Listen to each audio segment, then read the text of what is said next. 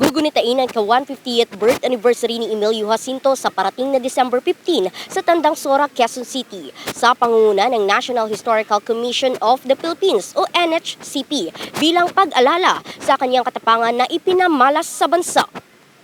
So, magandang balikan natin yung ating kasaysayan dahil dito natin nakikita kung paano tayo kikilos sa hinaharap. Kung babalikan, matatandaang si General Emilio Jacinto ay tinaguriang pinakamatalinong revolusyonaryo at bayani na nagbigay hugis sa ideolohiya ng pakikibaka para sa kalayaan ng Pilipinas.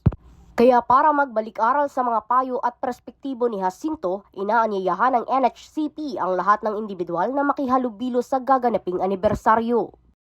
Ang inaasahang dadalo ay sina Chairperson ng National Youth Commission na si Joseph Francisco Jeff Ortega at pati na rin si Senator Loren Legarda, gayon din si QC Mayor Joy Del Monte. Dito ay magsasagawa ng pag-aalay ng mga bulaklak bilang paggalang sa tinaguriang utak ng katipunan. Dagdag pa ni NHCP Attorney Eufemio Agbayani III, magkakaroon rin ng replay ceremony sa Laguna na isa sa mga pinakatampok na Battle of My Peace kung saan ay pinamalas ni Jacinto ang kanyang tapang. Sabay-sabay itong gaganapin sa iba't ibang panig ng bansa, gayon din sa Pinaglabanan Memorial Shrine at sa iba't ibang sites bilang paalala sa kanyang pagkabayani. Batay sa pagpupulong ayon kay Jacinto Descendant Maria Melisa Galauran, wala pa ang kartilya ng katipunan noong 1892 sapagkat 1895 ito nagsimula. Sa kanyang paglilinaw, nauna ito sa Women's of Suffrage dahil sa unang kartilya na sinulat ni Jacinto ay nakalahad na ang kahalagahan ng pagkakapantay-pantay ng tao.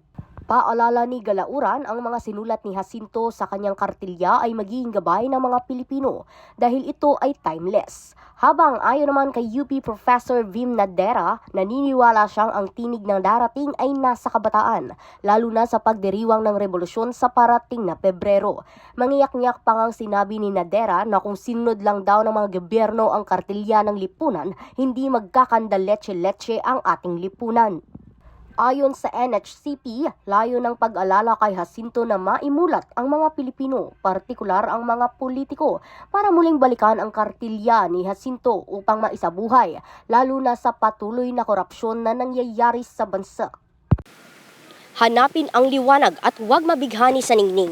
Yan ang batay sa tula na isinulat ni Emilio Jacinto na sana ay muling balikan at itatak sa isip ng mga nakaupong politiko sa kasagsagang nangyayaring korupsyon sa bansa, partikular sa flood control scandal. Rhea Bel Medina, nag-uulat para sa Golden Nation Network.